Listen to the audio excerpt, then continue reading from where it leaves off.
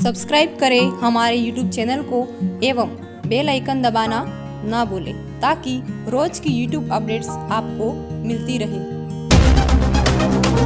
जय हिंद साहब, इतिहास के विषय में एक बार पुनः आप सभी का स्वागत है। देखिए, इतिहास के विषय के अंतर्गत हम अंतिम रूप से मौर्य वंश के बारे में बातचीत कर रहे थे और मौर्य वंश में हमने 3 जो राजा हुए हैं जिसमें चंद्रगुप्त मौर्य,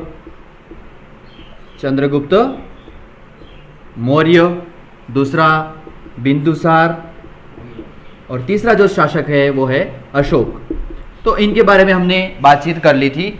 तो अशोक जो शासक हुआ है जिसकी मृत्यु 232 ईस्वी पूर्व में हुई थी, ये अंतिम रूप से हमने देखा था। अब देखो, हमें देखना क्या है, अगला पॉइंट आप डाल लीजिए जिसमें है मौर्य वंश का पतन। मौर्य जो साम्राज्य है, मौर्य जो वंश है, उसका पतन किस प्रकार से हुआ है उसको हमें देखना है। साथ साथ में आप लिखते भी रहो। देखिए, मौर्य वंश में क्या देखना है कि पहले ये लिख देना है कि अशोक की मृत्यु 232 ईस्वी पूर्व में हो गई थी और इसके बाद जो शासक बनेगा, जो शासन रहेगा वो 50 वर्ष कैसा रहेगा, कमजोरी रहेगा। ठीक है, कमजोर जो उत्तराधिकारी होंगे वो कैसे रहेंगे, कमजोर होंगे। उत्तराधिकारी कैसे हैं, कमजोर। ठीक है, अब देखो, अशोक के बाद जो शासक बनता है वो बनता है कुणाल। कौन बनता है, कुणाल बनता है। ठीक है, कुणाल जो है वो जो शासक है वो क्या है, आंखों से क्या है, अंधा है। क्या है, अंधा है। ठीक है, और जो इसके 2 पुत्र हैं, पुत्र ध्यान रखने, संप्रति और दूसरा जो है वो है दशरथ। ठीक है, ये क्या है, मगध जो हमारा महाजनपद है, मगध जो साम्राज्य था, मौर्य वंश जहां पर था, तो उसको संभालने का काम कौन करते हैं, शासन कौन करते हैं, यहाँ पर दशरथ और संप्रति करते हैं। ठीक है, क्या किया, जो हमारा जो ये मगध जो महाजनपद है उन पर जो संप्रति है और दशरथ ने क्या किया, शासन किया था। ठीक है, अब देखते हैं। देखो, जो ये दशरथ जो है उन्होंने जो नागा अर्जुनी जो गुफाएं हैं वो आजीविकों को क्या कर दी, दान दे दी थी। ठीक है, ये ध्यान रखना, आजीविक जो संप्रदाय है वो ब्राह्मण से संबंधित था, तो उनको क्या कर दी, उन्होंने दान में दे दी। ठीक है, अब देखो आगे देखते हैं। देखिए, कलहण की राज तरंगिणी के अनुसार उसमें बातचीत कर लेते हैं थोड़ी। देखिए, इतनी तो बातचीत हमने कर ली है। अब देखते हैं आगे, ये सब चीज़ें लिख लेनी है, आपकी कॉपी में उतार लेनी है, जैसे यहाँ पर लिखी हुई है वैसे के वैसे उतार देनी है। आगे देखो, कलहण, आपको ध्यान रखना है, ये कलहण आते ही आपको राज तरंगिणी ऐसे नाम याद रहना चाहिए। राज तरंगिणी के अनुसार देखिए, जो कश्मीर का जो शासक था, कश्मीर का जो शासक था वो कौन था, जलोग था। ठीक है, कौन था, जलोग था। ये हो गया कलहण की राज तरंगिणी के अनुसार हो गया। इसके बाद तारानाथ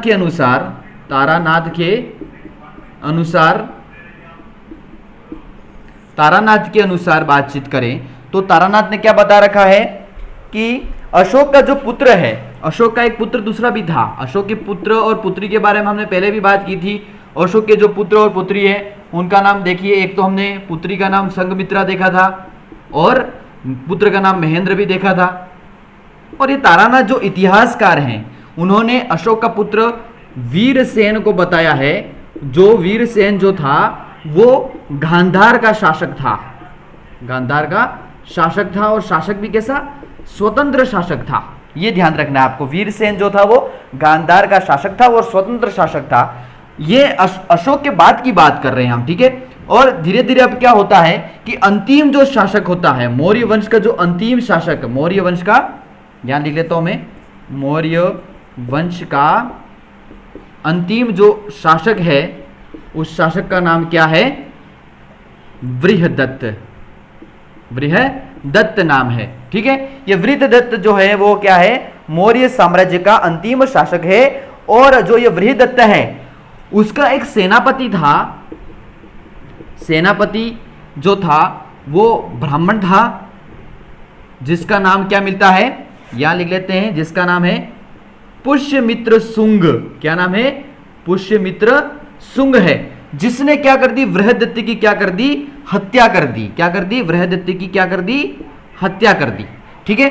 और इसके बाद कौन से वंश की स्थापना होगी, ये पुष्यमित्र, इसके पीछे क्या लगा हुआ है, शुंग लगा हुआ है, तो ये कौन से वंश की स्थापना होगी, इसके बाद शुंग वंश की स्थापना हो जाएगी। तो मौर्य वंश हमारा, ये मौर्य वंश का क्या हो गया, पतन हो गया। तो अब अगला वंश जो पढ़ेंगे हम, वो पढ़ेंगे शुंग वंश। लेकिन इससे पहले हमें मौर्य वंश का जो प्रशासन है उस प्रशासन को भी हमें देखना है। ठीक है, इसके बाद शुंग वंश पढ़ लेंगे फिर। चलो ये हो गया, इतना उतार लो जल्दी फटाफट, वीडियो को रोक रोक कर आपको उतारते रहना है। ठीक है, अब हमें मौर्य वंश का जो प्रशासन है उस प्रशासन के बारे में बातचीत करनी है कि आखिर उसका प्रशासन किस प्रकार से रहा है, कौन कौन से प्रशासन का मतलब क्या होता है, वो भी आप देख लेंगे अभी। ठीक है, तो आपको लिखते रहना है साथ साथ में, तभी आपको जाकर पता चलेगा कि हम आखिर कर क्या रहे हैं। ठीक है, देखिए हमने सबसे पहले मौर्य वंश देख लिया है। मौर्य वंश के बाद में इस जो वंश आएगा वो शुंग वंश आएगा। ठीक है, शुंग वंश। लेकिन इससे पहले हमें मौर्य वंश का जो प्रशासन है, प्रशासन, ठीक है, किस प्रकार, प्रशासन का मतलब यह होता है कि जैसे कि न्याय किस प्रकार से करेगा, राजा मतलब प्रजा के लिए किस प्रकार से कार्य करेगा। ठीक है, प्रशासन उसके जो मंत्री है, मंत्री किस प्रकार के, मंत्री परिषद किस प्रकार की, मंत्रिमंडल किस प्रकार का है। जैसे आज वर्तमान में हम बातचीत करते हैं, हमारे जो प्रधानमंत्री है, ठीक है, राष्ट्रपति जो है उसके लिए मंत्रिमंडल बनाया जाता है। तो इसी प्रकार से ये प्रशासन के बारे में उस समय की बात कर रहे हैं, मतलब आज अभी तो 2020 चल रहा है, 2020 ईस्वी, लेकिन हम बात कर रहे हैं कब की, हम बात कर रहे हैं 232 ईस्वी के बाद की बात, 32 में भी, और जो चंद्रगुप्त मौर्य था 322 ईस्वी पूर्व की बातचीत कर रहे हैं। ठीक है, उस समय प्रशासन किस प्रकार का था उसकी।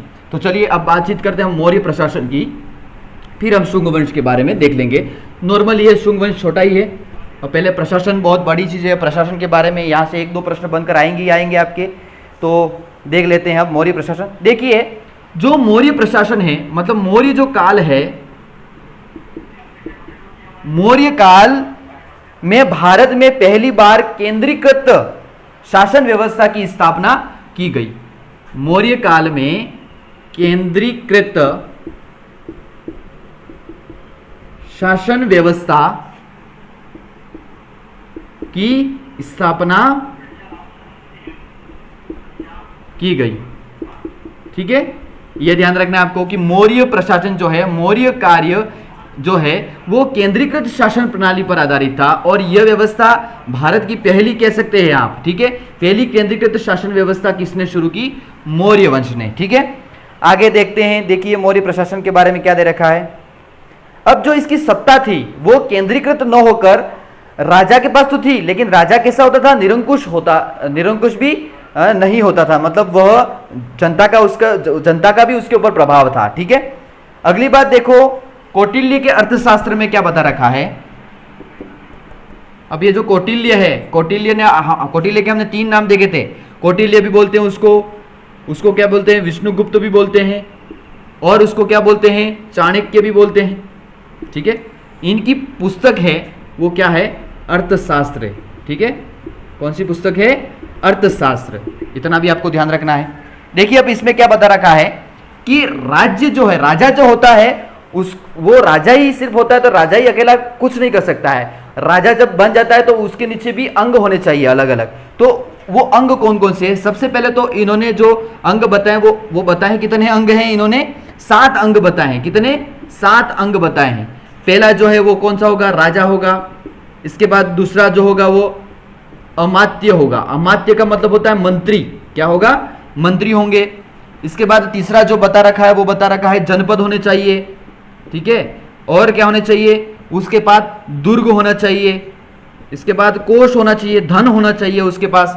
ठीक है, कोष मतलब धन। इसके बाद छठा यहाँ लिख लेते हैं, छठा जो है वो है सेना होनी चाहिए, और 7वां जो होना चाहिए वो मित्र होना चाहिए। ये राजा के पास होगा तभी जाकर वो क्या है, एक सत्ता को संभाल पाएगा, प्रशासन किस प्रकार से चलाना है, प्रजा की किस प्रकार से रक्षा करनी है, धर्म का प्रचार प्रसार किस प्रकार से करना है, वो सब व्यवस्था यहाँ पर वो संभाल सकता है। ठीक है, तो ये 7 देख लीजिए, राजा, अमात्य, जनपद, दुर्ग, कोष, सेना और मित्र। मित्र मतलब मित्र जैसे कि अब साम्राज्य का विस्तार कर रहा है और कहीं विदेशी आक्रमण भी होते हैं, तो उनसे किस प्रकार से मित्रता करनी है, उस प्रकार की बातें भी राजा में होनी चाहिए। ठीक है, इस प्रकार से तो 7 अंग बता रखे थे, उन अंगों के बारे में देख लिया। अब हम अगली बात करते हैं। देखो, राजा जो होता है उसके जो द्वार होता है, उस द्वार में उसकी राजा द्वारा जो नियुक्ति होती है, जो नियुक्ति करता है वो तो किसकी करता है, मुख्यमंत्री की करता था, और किसकी करता था, पुरोहितों की करता था, पुरोहित की करता था। ठीक है, ये उनके चरित्र को जानकर, उनका व्यवहार कैसा है, उनका चरित्र कैसा है, उसको देखकर ये क्या करते थे, उनका क्या करते थे, उनकी नियुक्ति करते थे, नियुक्ति करते थे। ठीक है, इनकी नियुक्ति करते थे। ये कौन करते थे, राजा द्वारा की जाती थी। ठीक है, नियुक्ति करते थे। तो उस नियुक्ति को, इस तरह के जो ये जो परीक्षण है, उस परीक्षण को हम नाम देते हैं उपधा परीक्षण। ये प्रश्न पूछा जा सकता है कि उपधा परीक्षण किसे कहते हैं। राजा द्वारा उसके द्वार में मुख्यमंत्री और पुरोहितों को चरित्र के आधार पर जो नियुक्ति की जाती है, उसे हम क्या बोलते हैं, उपधा परीक्षण बोलते हैं। ये बात आपको लिख देनी है। ठीक है, आगे देखते हैं हम किताब में क्या बता रखा है, उसको देखते हुए इस क्रिया को उपधा परीक्षण कहते हैं। ये देख लिया, ये लोग मंत्रिमंडल के अंतरंग सदस्य थे, और ये जो लोग रहते हैं वो क्या रहते हैं, मंत्री जो परिषद है, सॉरी मंत्रिमंडल, मंत्री जो मंडल है उसके अंतरंग होते हैं। ठीक है, अंतरंग होते हैं, यह भी आपको ध्यान रखना है। ठीक है, आगे देखो, मंत्रिमंडल के अतिरिक्त परिषा मंत्रीण भी होता था। मंत्रिमंडल के अतिरिक्त दूसरा जो होता है उसको क्या बोलते हैं, परिषाह मंत्रीण, मंत्रीण होता है, जिसे हम क्या बोलते हैं, मंत्री परिषद, मंत्री परिषद बोलते हैं। ठीक है, यह ध्यान रखना है।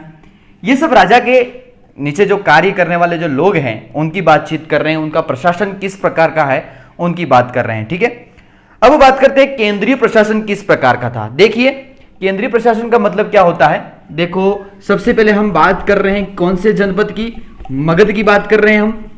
ठीक है, तो जैसे बातचीत कर देते हैं, यहां पर ये भी मिटा देते हैं। देखिए, ये जैसे भारत का मैप है,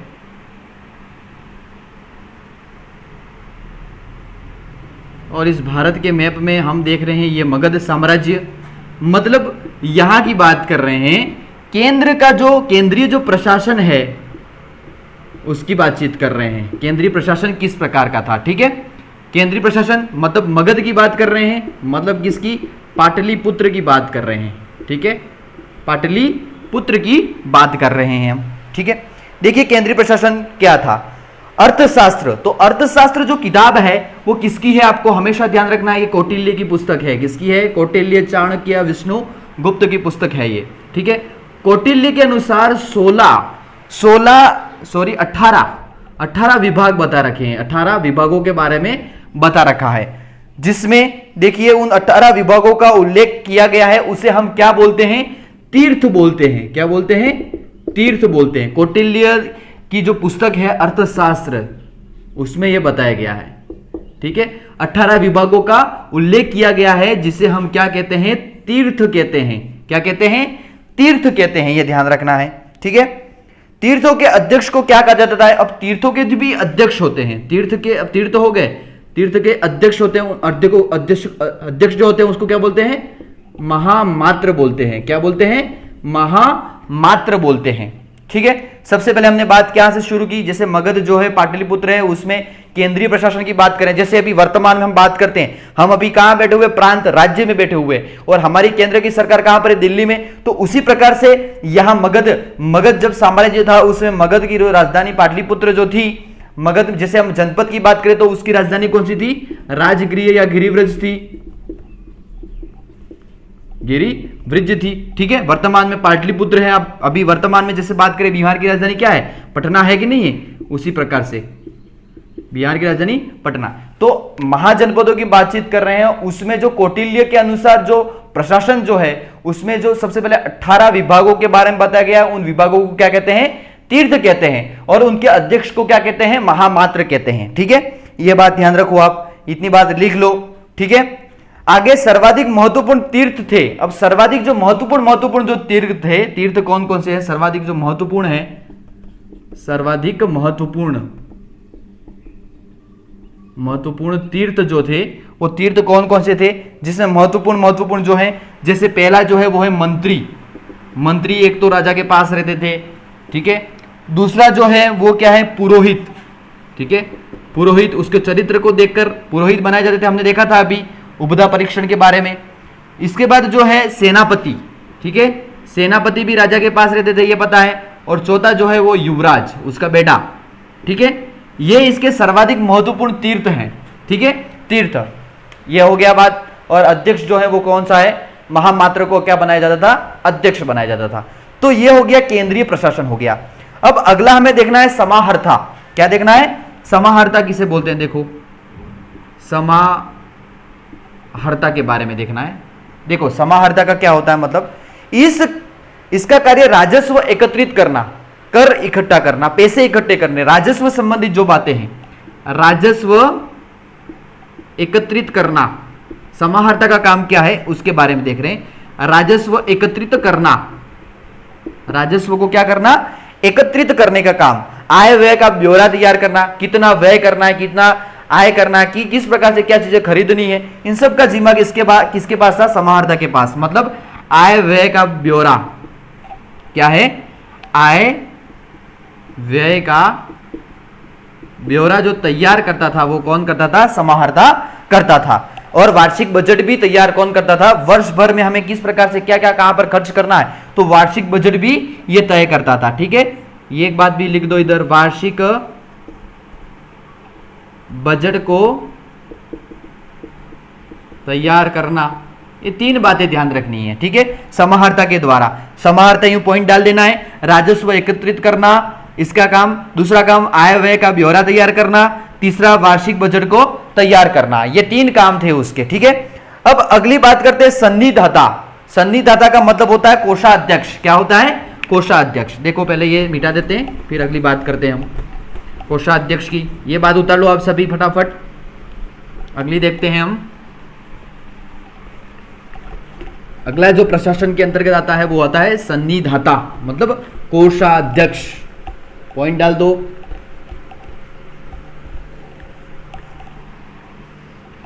अगला पॉइंट डाल देना है हमें सन्निधाता, या हम उसको कहते हैं कोषाध्यक्ष। क्या बोलते हैं, कोषाध्यक्ष। अब देखो कोषाध्यक्ष किसे कहते हैं, सन्निधाता किसे कहते हैं, ऐसा पॉइंट डाल के साथ साथ में लिखते रहना है। साम्राज्य के विभिन्न भागों में कोषागृह और अन्नानागार बनवाना। देखो अन्नानागार मतलब नहाने का तो स्नानागार होता है। अन्नानागार मतलब जो भंडार होते हैं बड़े बड़े, जहां पर अनाज रखे जाते हैं, उसे हम अन्नानागार कहते हैं। ठीक है, तो अन्नानागारों का निर्माण करना, कोष गृहों का निर्माण करना, जहां पर कुछ ना कुछ अनाज रखे जाते हैं या धन वन जहां पर हमें इकट्ठा करके रखना है, उसका निर्माण कौन करता था, सन्निधाता, या उसे बोलते हैं कोषाध्यक्ष। देखो उसका काम था ये सन्निधाता का, कोष गृह बनाना और क्या बनाना, अन्नानागार बनाना,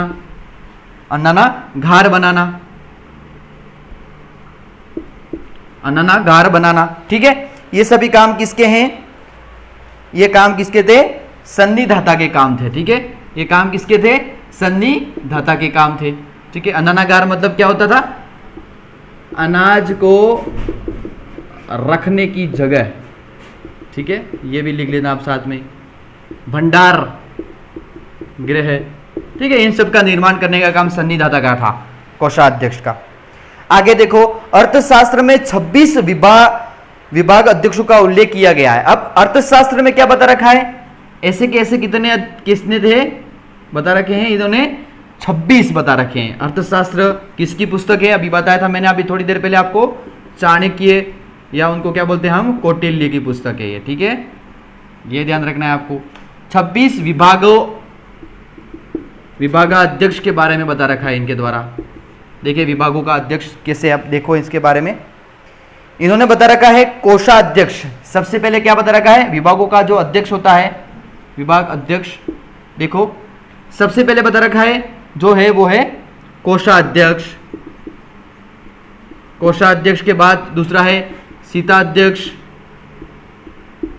इसके बाद जो है वो है शीताध्यक्ष मतलब कृषि से संबंधित जो अध्यक्ष जो मंत्री बना रखा है वो उसको क्या बोलते हैं, शीता अध्यक्ष, शीता अध्यक्ष। इसके बाद पण्याध्यक्ष जो है वो व्यापार से संबंधित था। ठीक है, ये 16 जो विभाग हैं ये हमें रट कर याद रखने हैं सिर्फ। ठीक है, तो आगे लिखते रहो। देखो कोषाध्यक्ष लिख दिया है, शीताध्यक्ष, पण्याध्यक्ष लिख दिया व्यापार से संबंधित। आगे जो दे रखा है वो है सूत्राध्यक्ष, सूत्राध्यक्ष जो किससे संबंधित है, जो है वो कताई और बुनाई से संबंधित, मतलब कपड़ों से संबंधित। ये जो मंत्री था वो कपड़ों से संबंधित मंत्री था। अलग जो है दूसरा आगे है लूनाध्यक्ष, लूनाध्यक्ष जिसे हम बुचड़खाना भी बोलते हैं। ठीक है, ये ध्यान रखना है। इसके बाद विविताध्यक्ष, विविताध्यक्ष जो है वो चारागाह से संबंधित है, चारागाह से संबंधित था। इसके बाद लक्षणाध्यक्ष, ये जो है लक्षणाध्यक्ष जो है वो मुद्रा जारी करने का काम करता था, मुद्रा जारी करने का जो काम करता था वो लक्षणाध्यक्ष करता था। तो कोई भी एकाधिक पूछ सकता है आपको, सीता अध्यक्ष के बारे में पूछ सकता है, ये कौन से विभाग से संबंधित है, तो कृषि विभाग से संबंधित है, ये बातें बतानी है आपको। इसके बाद आगे जो है वो है, ये तो लक्षणाध्यक्ष हो गया, मुद्रा जारी करने का वाला हो गया। इसके बाद दूसरा है वो है मुद्राध्यक्ष हो गया, एक मुद्राध्यक्ष अलग भी होता है। ठीक है, मुद्राध्यक्ष अलग हो गया। इसके बाद पोतवा अध्यक्ष, पोतवा अध्यक्ष भी ध्यान रखना है, पोतवा अध्यक्ष ये लिखते रहो साथ साथ में, आपको लिखना ही है सिर्फ इनको। बंधना गाराध्यक्ष ये भी लिख लो। ठीक है, आगे आणविक से संबंधित, आणविक का मतलब होता है वन से संबंधित अध्यक्ष, वन से संबंधित भी अध्यक्ष होता था। ठीक है, विभाग होता था। तो ये हो गए हमारे 16 विभाग। ठीक है, 26 जो विभाग है वो हो गए।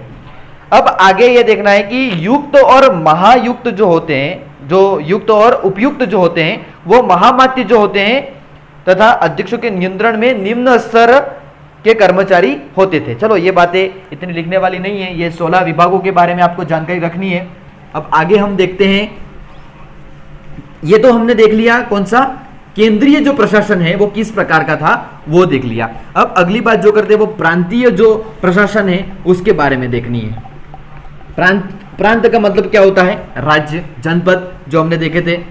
ठीक है, जनपद, महाजनपद, जो हमने जनपद महाजनपदों की बात की थी। जनपद का मतलब जिले से संबंधित है और महाजनपद का मतलब जो होता है वो किससे संबंधित है, राज्यों से संबंधित। जैसे हम बात की थी महाजनपद मतलब जैसे वर्तमान में 28 राज्य हैं, तो उस समय जो महाजनपद है उस समय कितने राज्य थे, 16 राज्य थे। ऐसी बातचीत हमने की थी।